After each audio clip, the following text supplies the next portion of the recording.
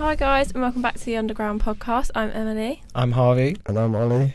And we're just going to go for a little run through about what we've been listening to this week. So what's been some of your favourites?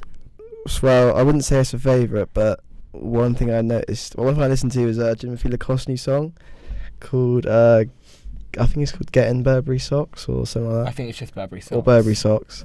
I was a bit disappointed, to be honest. Really? I think I used to love it. His earlier songs I really like, but I think he's going downhill every time he releases a song. Really? I agree. They're a bit samey. Like not mixing it up a little bit. His first few were good. They were obviously quite similar, but they were good. But now I just think he's not really being that. He's not really developing. He's not like mixing it up and like trying new things. That's quite sad. He's just staying on the same. I know he is just like famous for being sort of like a meme, like funny and like stupid, like a piss take. But he could be better with it. I think. Yeah, but I think his music was always a bit like weird in that way. Yeah. But that's what I appreciated as well. I think in the early stage, like even when we were listening to him like a year ago. But like, at least they were catchy. They were at least more catchy. I think. Yeah. I agree. Now I don't know. I think the last song I really loved was I Can Speak Spanish. What came out after that? I was going to say I can't say I've really listened to him. Like I don't know who's. He's actually really good. I just feel like he's getting stuck in his sound a bit. Oh. Okay. Yeah, and he's just not really going anywhere with it. But it could be all that. Could just but he's doing really well for singles. himself. Like think about it, he's actually blown up from just doing like sort of jokey songs. Yeah, that's quite like a. So he's doing well, like you can't really knock him, but I just hope. He's saying it. Yeah. I'm intrigued to see what his debut album will be like. Cause I think that. Yeah. That'll be the like test. Yeah, the whole album is so different to a single. I always like how the sound is defined. Yeah. Yeah. So what have you been listening to, Of? What have I been listening to this week? Jessie Ware released, who I love. I know, it's beautiful. Consistency is key for this bitch. We're living. And I thought it was like that kind of great like pop house vibe. Very minimal. I love her. She's pregnant as well. That's why I was like. She is, isn't she? Is she about to give birth? She's pretty like. She's quite near heavy, the end. isn't Yeah, she? and that's why when she released, I was like, wow, okay, I wasn't expecting that for a little while. It might have just been like an older. To be fair, I agreed. I thought she normally takes time off and like writes and explores and shit. Because I knew she was in Bali over Christmas as well. Yeah, she's lovely. But weird. But I saw the Young Blood release a song with Halsey and Travis Barker as well, which I lived for. Yeah, it's weird. I feel like there's a current like shift happening in kind of like pop music right now, but it's becoming. It's like ever since I heard like the Little Peep and Accentation song, it's kind of that whole light elements of like rocking it. Yeah, and like I feel like now that like it's like that whole Linkin Park and like Travis Barker and like even Halsey's done it in a few songs. It's really become. There's definitely a crossover with like emo music and like hip hop and pop as well. It's like a weird mixture. Lil Peep. Can't say I'm a massive fan of it. I don't like Lil Peep. I don't like that. I love that whole like emo R&B rap thing. Yeah, I don't like. It's just so like drony. Like I don't know. It's not me. I don't like it.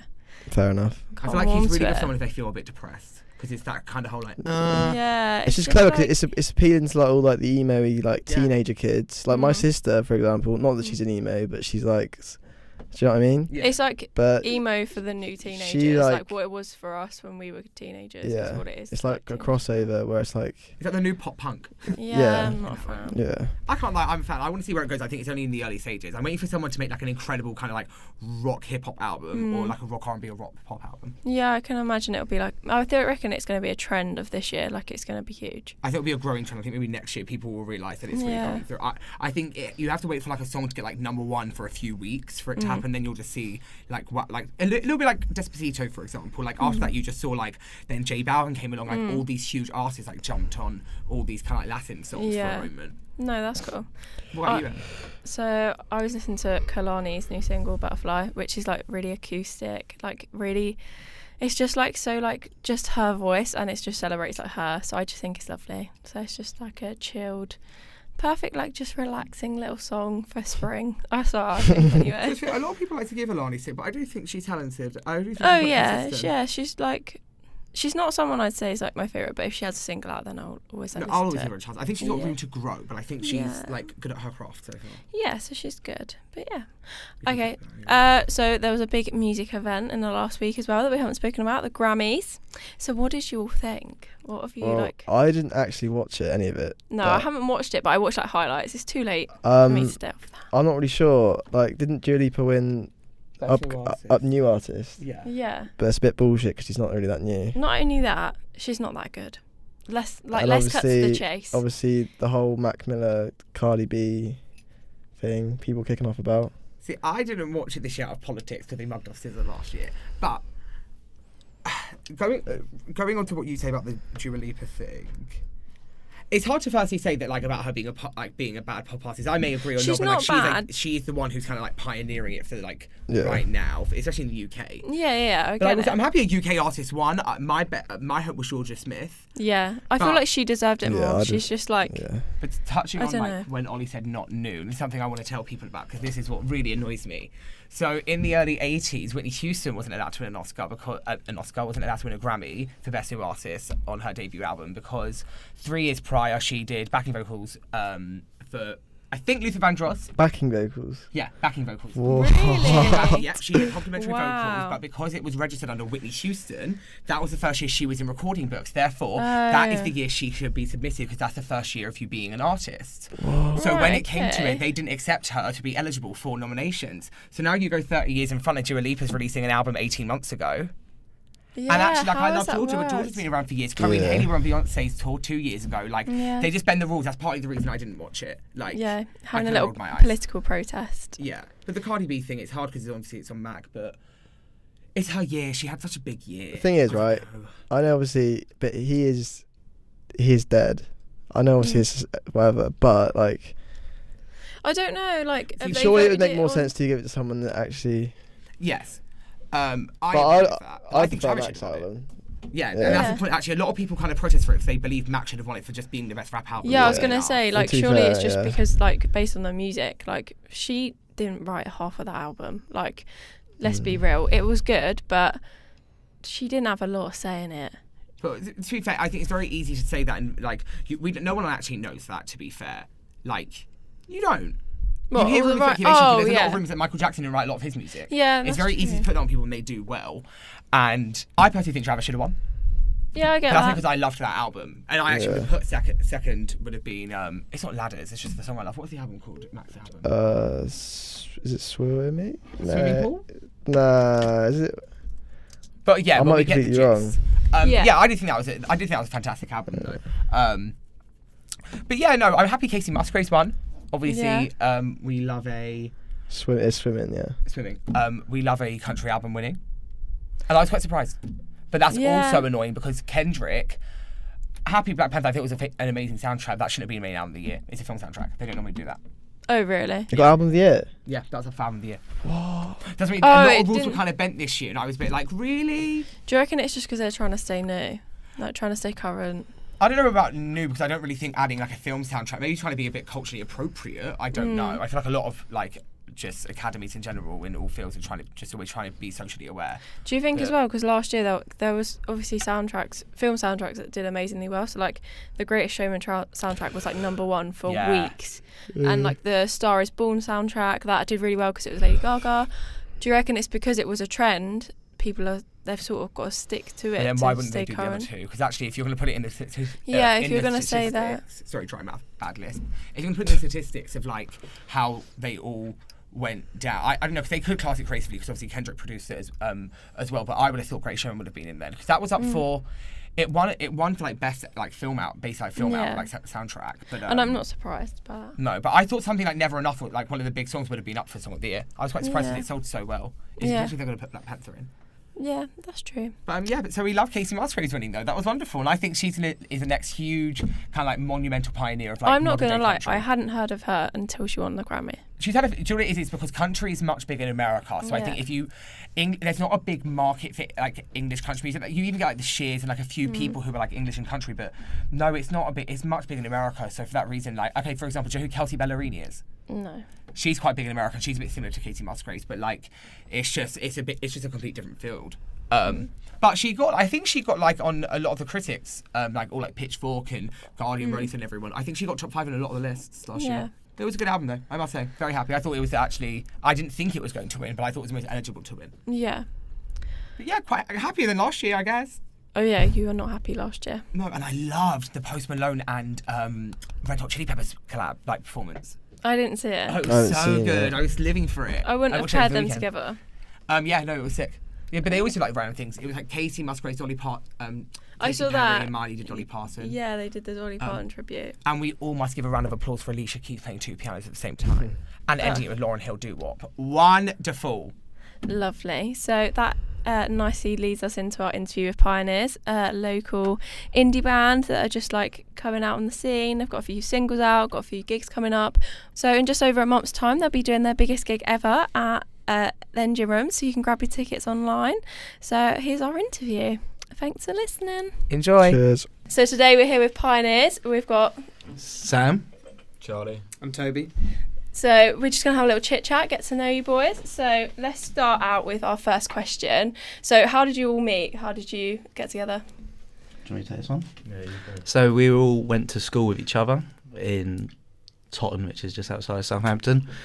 And then going through college and university, some of us have gone into full-time work, but we stayed together with loving similar kinds of music. So through the past year and a half, we started finding our sound and then playing gigs here and there, and it's just got better and better, really. Just sort of escalated out naturally. That's cool. So how did you sort of individually like get into music? So like when did you all start playing and like singing, songwriting, whatever? Well, Sam basically told me to learn how to play drums. And Not really a lot of choice in it then. Yeah, no, I said no for ages because he didn't tell us he could sing. And then, I agreed to it one night when we were out, and we got in this dodgy studio in Southampton somewhere. And yeah, he started singing, and it was majestic. Yeah. And then it just went from there, really. Bailey was pretty similar. You just told him to learn bass, didn't you? Yeah. I think he just liked the look of us. You just said, I want to make a band. I think it's like more important to get on with people and have like the right. Yeah, you sort of get that relationship like with people. friendship vibe from the band. Because Like where it was early, we were patient with music. Like Very patient. you had time to get good. Yeah. You sound quite lucky though, because even for you saying like you just told two of your friends like play bass, play drum. There's a lot of patience that comes with learning an instrument. So even that, like you're kind of, like I said, you're quite just fortunate to have a group of friendships where you all can have that, and now you actually do work well together in that way. I think it would have taken a lot longer if Sam didn't have these really good songs lined up. Yeah. It would have been like, it is a hobby, but it would have been a lot slower with it, where we were in a rush to get good to play these songs that he showed us. Was it kind of a bit like hearing his like maybe his talent in music kind of just gave you guys belief in this working, so you put more into it? That's sick. I don't think he would have committed to joining until we started singing and actually. I never wanted to putting learn songs drums together. Until Sam showed me these like demos, and I thought that. Was it a case that you've been making songs for like quite a while before they started like learning their instruments? Yeah, so like Just racked up a few songs and then showed it to them. even now when we make new songs, I make demos at home and then Yeah. bring them to them, and then Toby will add different guitar parts and they'll add their own parts, but it always starts there, and then I bring it to them. They might not like some and they don't work, but so I had a load. Yeah. That's cool. What would you say like your early influences was, like music wise? Like did you all listen to like the same bands or growing up? Like what was it that sort of like influenced your type of music style? Well, yeah, me and Sam only met because we used to tweet each other about Arctic Monkeys. And Wonderful. then I'd see him around school and we'd ignore each other. I thought he was a catfish for a while. And then, we started playing football together as well. And just that was where our friendship started, really. And then we realised we like exactly the same music from then on in, really. Sick. I think the good thing about us as well for the overall sound is that we all are inspired by different types of music as well. Yeah. So like Toby doesn't mind pop punk, which is not a bit of me or Charlie, but Charlie then likes Blossoms and Like Foals Sundara and- Karma. Yeah. Then my favourites are like Jamie T. So it like all comes together and makes something unique. Really. I think that kind of works well anyway, because you can like quite similar, to a certain extent, similar kind of genres, because in the way of how all the instruments and stuff are aligned, but they still have like their differences and similarities. So therefore, you can always bring that element, maybe something a bit more hardcore from punk, or something a bit lighter from people like Blossoms, or if you like Jamie T, that can always add a bit of kind of like that indie, the kind of indie hip hop kind of element into it. Yeah. So that's kind of where it does work so well, because they can still just collide so beautifully. So it's a really good niche you've got in that way. Yeah, a lot of our songs, like you said, are completely influenced by different people. Like we have some on keyboard now, what sort of reflects that Blossom sort of tinge, and then others are just heavy guitar riffs the whole way through. Yeah. So I think it's come together really nicely. I can tell when I bring a song as well who's going to like it more, because it's like a more of a revved up song. Then I know that's going to be more Toby's thing, but then like an acoustic ballad is a bit of you, isn't it? Oh, I love it. Yeah. Yeah, that's good. You all like work well off each other. It helps So out what the was your application like? as well. What was like your first show, like your first live experience? Is that the Alexandra? No, it's the GS Bowl. Oh yeah. The main one was a GS Bowl. An actual gig wasn't. Yeah, it's at the cricket ground called the GS Bowl, and at the time it was like we were playing Glastonbury. To be fair, like we were so excited for it, and it just all went completely wrong. Like my drum kit broke. We thought it was banging at the time, didn't we? I still think it was alright. It really wasn't. The worst one, we did this like Alexandra Beer Emporium, like almost like a warm up, just to like play for the first It time. was like the some week songs. before or something, wasn't it? And it was like probably the most awkward thing in my life. Like Oh, we really? finished and people would just look at us and There just was you heard about- one man go. Oh no, like that sort of like moment where it just sort of goes But silent. I think you and need to then- have that though. Yeah, there was about Yeah. 5 people in there. and We It all started and starts about from 2 at the that. end. It's always gonna happen. How would you say you guys prepare yourself though for like live industries in that way, knowing that like every night, it's a bit like it could be like every night can be different. You can do so bad and people can just absolutely just like horrify you in that way from just being so harsh and like booing, and then you can have like amazing gigs. How do you lot prepare for it when you were first starting? Or did you Well- find pressure from it? Well, we're quite fortunate that our sort of close group of mates love Like us. started it, yeah. And it's just gone on from there. Really, like they've showed people, and it's just grown from then. So I can honestly say we've never really, apart from the really early stuff where we didn't tell them that we were playing, Yeah, we've never had a terrible gig just purely because of them. that's it. It's harder in other cities, but we kind of think even if there's 5 people that like it, It's that's- better than nothing. it's like worth that. it's worth your time, isn't it? Yeah, Oh, yeah, no, absolutely. exactly. Yeah. Yeah, so that's cool. So have you had any moments where you've sort of gone like, oh, like this is a pinch me moment, like I didn't think we'd get this far as a band, like I didn't think this would be happening. The Radio 1 thing Yeah. was probably like that. Mm. I thought the Yeah. email was fake. We did the Really? introducing Artists of the Week on Radio Yeah. 1. Mine's probably playing the Loft in Southampton. Yeah, that's a pretty big venue. Because I just think that we played best then. Yeah. And I think the atmosphere is the best that's been there. So I think all moments are surreal, aren't they? When you get people who literally owe you nothing just to turn up to hear you and say they really like you is just weird. Yeah. Like, Yeah. that's always surreal. Yeah. I don't think we'll ever get used to that. Do you ever find it difficult to get gigs in Southampton, or is it? not here, difficult. like other cities I find it really difficult Oh, yeah. sometimes. But Why do you think that is though? because I guess when you're not established and you're looking for, say, support bands, they normally like support bands from that city because you're guaranteed a pool, aren't you, of, Yeah. of people. Yeah, But yeah. it's a bit easier in, say, London. But Southampton, we've never really struggled, have we? No. No. What other cities have you played?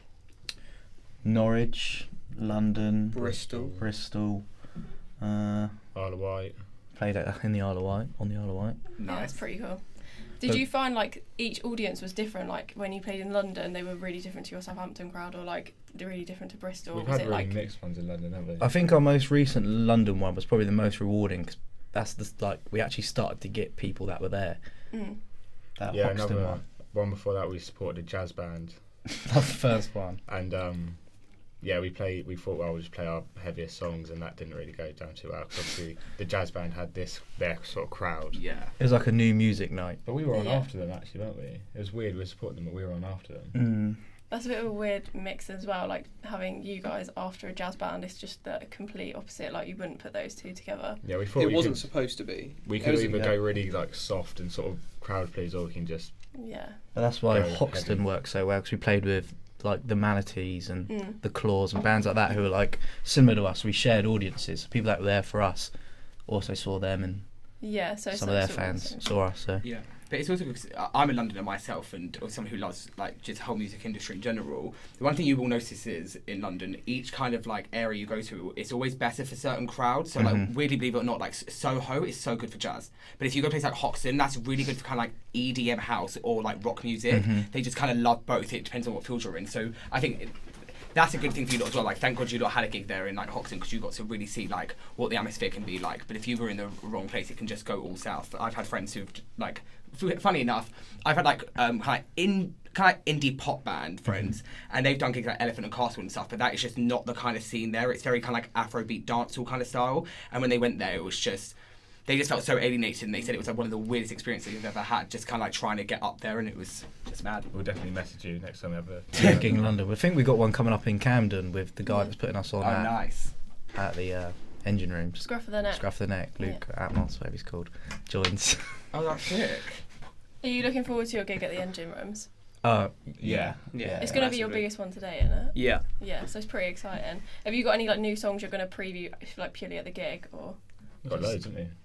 A few. Yeah. There'll be a few that we've probably never played before. Yeah. Is that exciting playing a new song, or is it better to play an old song that you've played for ages, sort of thing? Like, what's the difference? It's a bit of both. Like, obviously, if you play the older ones, they know them like straight away. But Yeah. it's always good to see reactions when you play a good song, a new song. I like playing all our songs new people songs know. are Good good. nervous But, they're not gonna like it, or yeah, but we do it because of that. That's Yeah, probably yeah. been the case. Like, Yeah, we've yeah. played a Like- song, we thought they just didn't click, and then Mm. we've dropped them before, haven't we? Straight away, and we're like, yeah. if they don't take to it first time, there's probably a reason. Like face Yeah. value.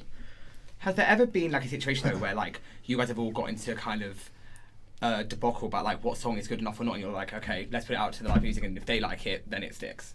Well, yeah, we've had like Yeah. disagreements, Yeah. which is only natural. We've had loads of different disagreements, but I don't know.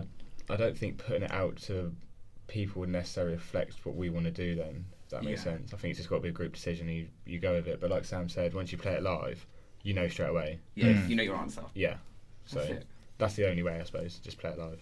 But out of curiosity, kind of going back to what we were talking about at the beginning of the conversation, we were talking about like writing and stuff for your music. So do you guys collectively write together, or is it more you and like you're the songwriting, you deliver it to them, you all make a decision? Sam basically writes the song like a skeleton, and then most of it will be there. He'll maybe write some guitar parts that he knows we might change and move around, but mainly he just brings like a skeleton. He writes most of it, and then we might change the drum beat or change Yeah. the guitar, and then add the bass in, 'cause obviously Sam doesn't play bass, so he does that on his guitar, Yeah. but has like an idea. Yeah. And then once we've actually got the bass there, then we like might change that and add that in. Yeah. So it's more like you guys are still in your elements of the sound recording. You guys still have all your control and what you're hearing. It just complements each other basically. Yeah, pretty much. We just Yeah. like build it up bit by bit, don't we? Normally we'd just start on like an acoustic guitar, Yeah. and then work on a demo, which would be a full band thing, Yeah. and then I give it to them to do whatever they want with it. It's really weird that it'll either click within sort of half an hour, or it will take us a good week to get it down. Yeah. And the ones that click within half an hour are usually the better songs. I can imagine. Mm. It sounds organic, your process, I must say. Thank you. You just work so well. You're like just lucky that you're mates and you've like all actually discovered you can play. Like if I turned around to you and went, "Oh, can you learn the piano?" You wouldn't be able to do it, would you? Well, if you gave me some time and patience, like You would neither with do. them, I You mean. would See, do. my biggest worry would be if you're not close enough to like not agree with each other. Yeah, like you're sort Like of. if I say "Oh." something they don't agree with, they would just say like, "You can't be doing that." Yeah, It's like, Yeah. alright. No, that's cool. You got to be honest with each other. Yeah. So do you have anything like for this year that you like really want to achieve? Like you've gone like, right, okay, so we definitely want to have this done by the end of the year, or we definitely want to be doing that. Is there anything you sort of said like put as like a goal sort of thing? I think we all have very different sort of goals, don't we? Yeah, we're gonna have mainly a string of singles coming out throughout the year, and not like a all-round EP thing. We're gonna Yeah. be pushing individual tracks, but I think just getting better is the main thing. Just constant practice to sort of like. we want to be Like release the best songs we can. and reaching out to more cities. Like, Yeah. can't just be happy with what we got now. Like, No, exactly. We've got to Gotta be keep moving expanding. into London, Brighton, and nearby areas. Really. Yeah, that would be cool. Yeah, and then you've got the other side of it. It's like radio play and stuff. But obviously, we're all hopeful for that. But playing live is the main thing. That's why we do it, really. Yeah. So. Have you had any like really bad experiences though with like promoters, like when you're putting on gigs, like they've like really like treated you shit, or like they've done something that's like actually like Basically, screwed you over. yeah, screwed you over a little When we bit. spotted the jazz band, it wasn't great, was it? Well, it wasn't No. supposed. The jazz band one. It was supposed to be an indie night. Yeah, it was Like Well, advertised. like that's how they mid-sold. marketed it. Yeah. And then we were in there, Okay. and then we turn up, and then it was like like a jazz band that just played covers, and then we had to cover the cost of the tickets we didn't sell for like a city that we weren't even in. Yeah. And it was Oh, just so you sort of like Having said that, she was really apologetic and said that she really liked our music and wanted us back. But I think that just put us off. I've been Yeah. warned, like, coincidentally, straight after that. Yeah, I've about had the so many company, people yeah. say, like, bad stories about.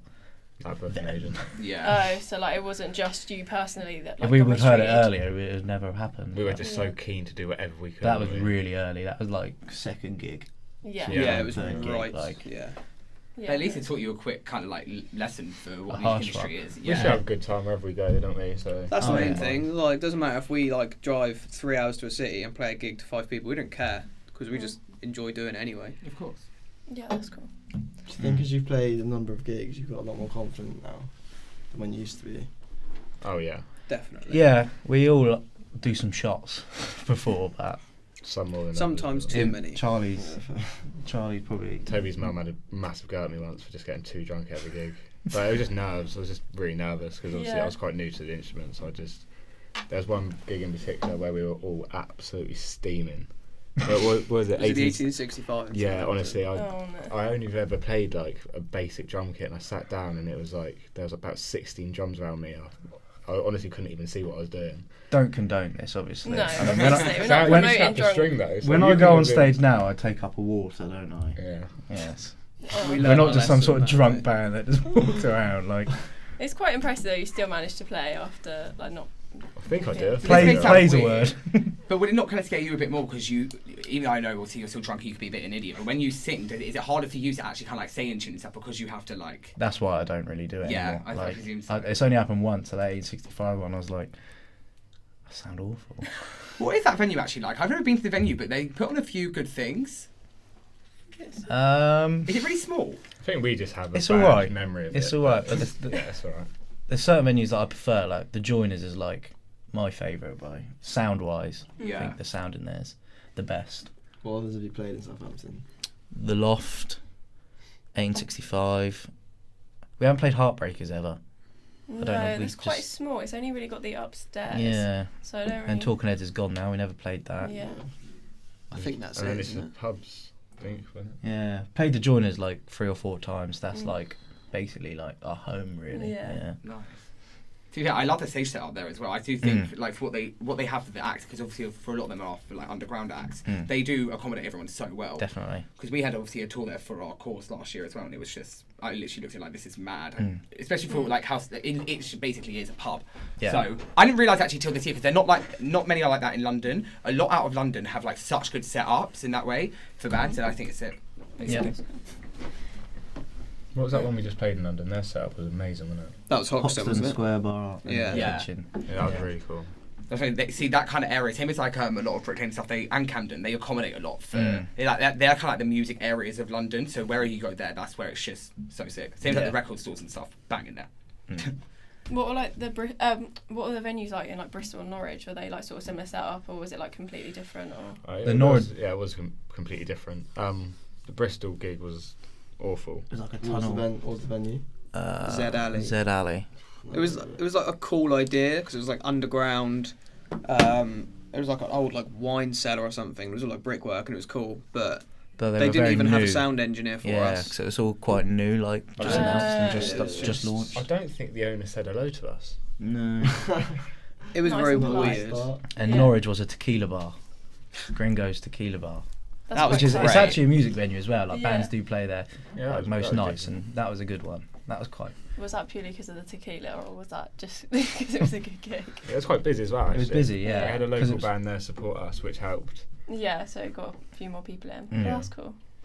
What would you say is like the hardest thing? Like no, not the hardest thing. The biggest struggle really into like trying to kind of make your mark, even in like not even just in Southampton as like an act together. Like, what is the struggle like trying to be an emerging artist for you? For me, Well, for all of you guys, yeah. it's getting people to actually listen to the music. Like things like Spotify is the big thing for me, and Apple Music and these. Like I think streaming's so big now. Yeah. How do you go about promoting that though? Yeah, that's the Yeah. thing. Like there's obviously Spotify have their own editorial playlist now and things like that. But we're all confident in the music. It's just making sure we reach the reaches people. Because every time it does reach the people, they like it. Mm. But It's just getting there in the first obviously, place. there's so Yeah. many bands and artists. Social now. media is a big factor these Mm. days as well. Inst- A lot of venues won't hire Mm. bands if they haven't got like a certain number of followers or whatever. And Instagram's just taken over it all, isn't it? So Oh, yeah. Instagram's That's right. like Instagram. vitally important. It's kind of hard. That's what a lot of people say. It's like the kind of bittersweet moment of the industry now, because like streaming helps so much for artists, but then it also like just ruins a lot, especially for emerging, because you can't ever find more because it's just so easy to now. We're also kind of what's the word? We're exposed to so much music anywhere we go, especially on the internet now, where when that happens, there's just so much more competition. Yeah. Because anyone can go out and be an artist. So I think that's the hardest thing for you guys is trying to find how to maybe be that niche out of so many niches. Do you know what I mean? Yeah. That's what it is. Yeah, It's definitely. I think such a small thing. You've got. it's hard to get crowds in other cities. No one really goes out unless they know the bands. Yeah. That's why support slots and things like that are the way forward in other cities. Yeah. And they're just as competitive. So Have you guys tried in like a lot of other cities for support slots and they've just kind of like shut you down because you're not local? yeah, We've never really had many supports in other cities. It's just such a hard one. I don't think we can just say this is the reason why we're not allowed. They don't get us to support them. Yeah. But yeah, it is mainly ticket sales, and like it's either They like the support bands to be from there, don't they? they like Yeah. them to bring a certain number of people, and we obviously can't promise a huge number of people in like up north. Yeah. Sheffield or Manchester. Or Do you reckon like a huge factor in that is like just because small venues are really struggling and it's like a massive thing, and like if they're saying like, right, okay, we can take a risk and like you might not bring the people in, but go and go for it. Do you reckon Exactly. that's like a big thing? They could book a band who, I don't know, have just started, but they're guaranteed 50 family and friends, and they're going to take that because that's a money earner. Yeah. And I think a lot of places now will only book you on the condition that you sell, say, 100 tickets, Yeah. and if you don't, you have to make up the money yourself. Yeah. And then you've got to follow it, online following. Yeah. Yeah. No, it's difficult. So your songwriting process, like, what do you have? Like, can you tell us a bit more about the what's the word? Like, the lyrics and like what the songs are actually about. Yeah, I mean, a lot of artists have like their songs are about their own experiences of themselves. Yeah.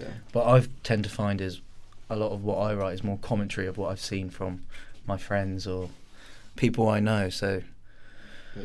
a lot of songs are about me just spectating what other people are doing. Sort of And like an Alex Turner sort of style. kind of like I like to imagine how they feel rather than myself, if you know what I mean. Yeah. But I have to be honest with you, and I'm someone in music, the one thing I love is, apart from vocals, I love lyrics. I'm obsessed with poetry in that way, and I love learning about a lot of artists' creative processes, especially in writing. And I've always found the best writers are people who write like that, and that is so cool, because they always say to be like a great songwriter, it's good that you can speak from your own experiences and you can identify your emotions, but to be able to pick up on other people's and still write that articulately, where no matter what it is, like everyone could just universally understand it or just get it. It just shows the greatest sign of like more talent, if anything. I just think writing about yourself, you're limiting yourself. Yeah. Because you've got to keep lying, really, haven't you? Expanding the truth. And Well, yeah. Where did you find the inspiration to like your recent single, Eraser? Sorry, can't even speak. Eraser. That's just nightlife general around here, really, with our friends and going out and the things I'd find myself in without realising I was getting myself in them with them. So things like that are relatable to like most people our age and stuff as well. So like they'll pick up on lyrics and stuff. And yeah. Yeah, and so like most people will be able to connect to that, like going out with your mates and that. But that's cool. So like with the new single, so have you got a video coming out with it as well? We've got a lyric video coming out of that one, and then we've got a video coming out for our new single that's out in March. Okay, so a little bit secretive there, a little bit of excitement, keeping it secret. Is it going to be out before the gig? It is going to be out before the gig, yes. That's exciting. I know you said you lot are like consecutively releasing singles this year, but do you not have like an EP or album plan at all that you lot would want to do at this time in time? We were talking about focusing on that for maybe early next year, because we think it's important for this year to just keep growing before we just chuck 4 new songs at someone. It's a lot easier to get someone to listen to one song than listen to our old EP for 20 minutes. Like, yeah, exactly. Listen to this 2.5 minute track. You sound like you want to try and start the consumer retention before trying to just... Yeah. And then, we can drop that when the fan base grows, hopefully. Boom. That's it. So... What do we... Let's see if you had that. I have that. Ah.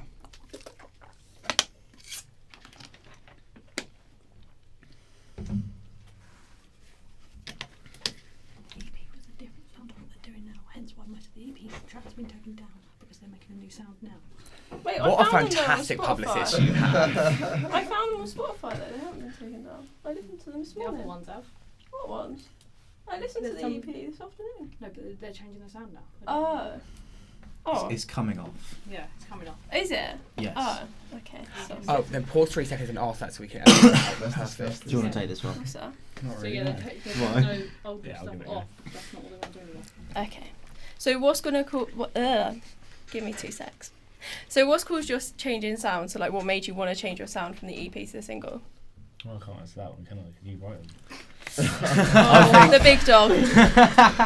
Just the new songs are a lot different, and I think we've enhanced as musicians and everything. So you want to show off your skill a little bit more. And some of them songs in the first EP, it was more of, we have these songs, it's all we have, let's put it all together and put it out. Yeah. We didn't really have a sound. It's now a bit more planned. We know what our sound is. We know what songs would work together. Yeah. So now when we hear back the EP, I mean, 2 of the songs on it we don't even play anymore. Really? Live, no. Well, that's natural for a lot of bands, So we were like...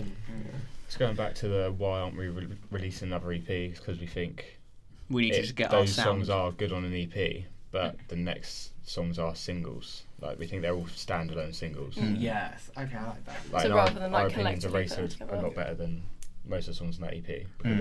But even for like you guys, obviously, who were so involved in the actual production of it, do you guys feel kind of the same as him, and just in a different perspective about like, even for you as actual musicians, like you want to kind of like mature and grow in your like playing. So even when you listen back, do you hear yourself being a bit like, I wouldn't do it like that now, I'd maybe change these things? Yeah, 100%. Yeah, definitely. And I think we're all aware of that when we were recording them. Like, we knew we didn't have... It wasn't like we thought they were bad. It's like we just didn't know... We knew we hadn't found our actual sound yet. It was just too early on. It was a bit more like your general, like, 3-chord indie rock. Yeah. At what point did you stop that style and like sort of expand more? And do you reckon it changed? It was more when we started Progressed. doing songs that we didn't picture we would do. Like, I had songs that I was like, they're not Pioneer songs. And then eventually we did them, didn't we? And now, like... They are. Yeah, we could have It's weird. some weird changes halfway through a song. It's like, these are completely different to almost like punky songs. Yeah. We all seem to... it'll be weird. We all seem to like be rehearsing or something and play one of the songs off the EP, and we'll be like, oh, we don't like that now. And then Sam will play another one, will be completely different, and all of us will be like, yeah, we need to work on that. We do disagree, but when it comes to the general direction, I think we all have the same sort of mindset. Yeah. Have you guys had any struggles so far yet since you've been a group in terms of actually making music? Because obviously people get writers and kind of like creative blocks and stuff, and when there's 4 of you, I can imagine at times there could be differences or difficulties which could kind of put you at a standstill. Without sounding like sort of being big-headed, we haven't. But it's not down to me. It's just Sam has so many sort of demos. Yeah. And it'll be like we'll be rehearsing, he'll show us one song, it won't click, then he's got 5 more, what we can just sort of have a go at, and then one will just click straight away. Yeah. And yeah, you've got many a song lined up, haven't you? It does get to a point, though, that I do get what you mean in the sense that sometimes it gets hard to get it started. Once you've started a new song, like lyrically, it just flows, but I do have it sometimes I get frustrated, like, because I know what it should sound like, but I can't get the right words for it. So, what inspires you to write in that way? Like when you're first thinking of a song, say like one about like Nightlife Eraser. So when you were thinking of Eraser, like what would spark that? Was it something inside of you, or? I just think like that song in particular, I was thinking of, you know, drunk people, attitude, and all that sort of thing. So I just started playing like fast chords. I thought the lyric flow almost needed to be like spat out, so it was just a bit like Jamie T's thing, just that sort of spoken word in the face, and thought, it's quite forward, isn't it? Yeah, like in your face.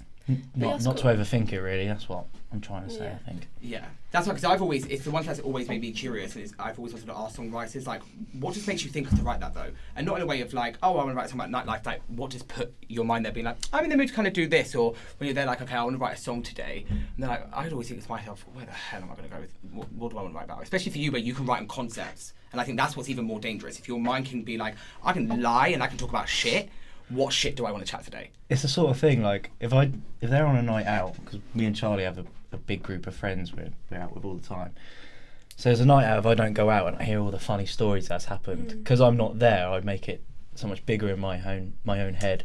Yeah. So a lot of time I'm not even there. Like when you're out in God knows where, you don't get into about 9 a.m. and I'm like, what happened to you last night? And he tells me, I'm like, put in a song. Perfect. Oh, is that what you guys do as well? I'm the inspiration, is what you're trying to say. All the songs. But it actually inspired that question.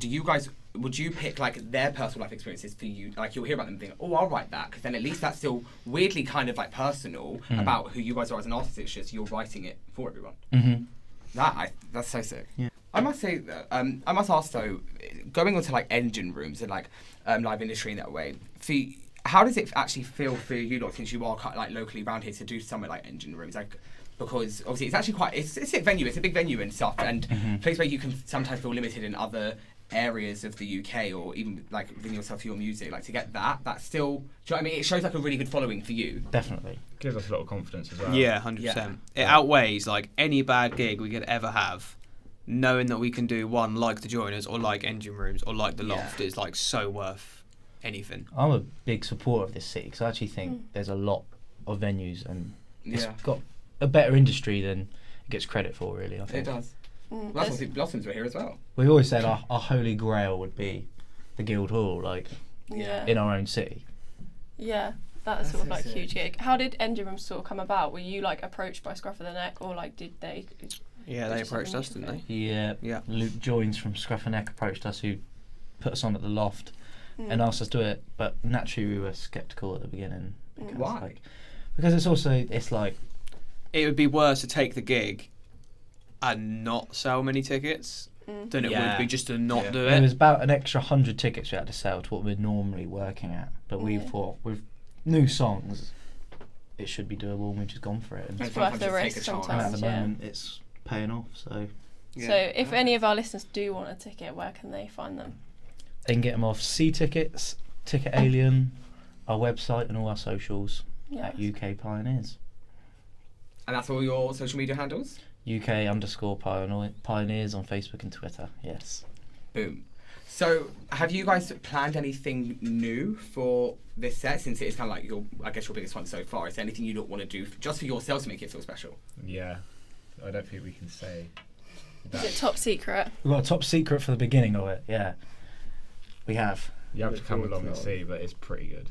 Don't give that kind of like assertive PR nod there. Look, it's special. It is special. It's special. What if we air this after the gig? Shame for you then, isn't it? Then why would we be asking about the gig? Oh yeah, crap. You get us back in if you do that. Trying to be technical and just threw me in one. Fine. You'll see teasers of it, just in different forms. Oh, look at We're this! here Not for being it. secretive. We We'll love also it. be selling our new merchandise at the gig as well, so Nice. that'll be there. Perfect. So, What about your physicals? Physical, Oh, or the jeez. singles. Yes. Are we giving our Twitter handles out now? You can message us individually if you like. I thought you meant the physical tickets then, I was like, No, you've got physical. the gear. CDs. Oh Yeah, yeah, tickets. yeah. Fair Yeah, enough. the CDs. We have the new single, and then we have a previously unreleased track on a limited edition CD. I have Very to ask. exciting. I have to ask you, why do a physical CD? More because obviously digital is so like just globalized for music now. I can tell you why. Yeah, Because Toby is old-fashioned. I am. I love I it. buy vinyl. I still Sick. play vinyl every day, Sick. and there's nothing better than having it in your hands. So I'm That not is glad you true. couldn't agree more. Toby's hoping that it will go to people with cars with CD players still. Because a lot of them don't. Yeah. You never know. Everyone wants a CD. Haven't you numbered them as well? they are Yes, all numbered. There is they're only all numbered. 100. And they won't be remade, so. So if you guys, when you grow, if you actually release an album, would you do that as well? Would you want to do like, well, obviously you will anyway, but all your singles, everything, will you always want to try and push it to be more physical than anything? Not more like we're never going to sell more physicals than you will on streaming, but the goal is to have enough sales to be able to justify having it on vinyl for me, Yes, that's it. because it is expensive if you do a short run. But I say, for someone who seems passionate about it, if I ever see an art booklet, I want it to be amazing then. Oh, That's it what I buy will it be. for. Sick. Loads of cool photographs Oh, there'll of the be. inside sleeves. Oh yeah. Oh, perfect. That's all we got. Okay, that's it for this week's Underground Podcast episode. So we've been joined by the lovely Pioneers. How can we keep in contact with you on your socials? So we've got all the socials, which are UK_Pioneers. Yeah, that's cool. That should be on Facebook, Twitter, and Instagram. And then we've got the website, which is soon to be UK_Pioneers as well. And on there, it's got all our ticket links to every upcoming gig we will have. And it's got like our merch store on there and stuff as well. That's cool. So this has been the Underground Podcast, and we'll see you next week. Thank you. Thank you.